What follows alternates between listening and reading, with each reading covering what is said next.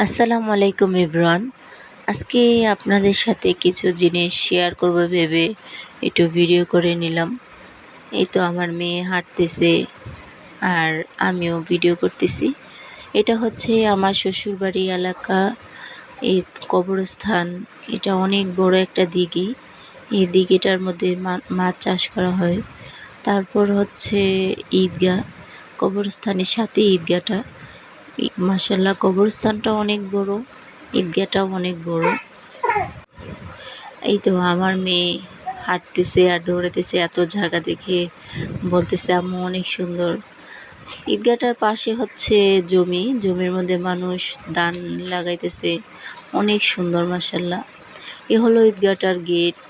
মাশাআল্লাহ, ঈদগাহটা অনেক বড়, মানুষ ঈদের মধ্যে নামাজ পড়ে এখানে, আর এমনিতে আইসা ঘুরে। তো আমার কাছে অনেক ভালো লাগছে। আর আপনারা যারা দেখবেন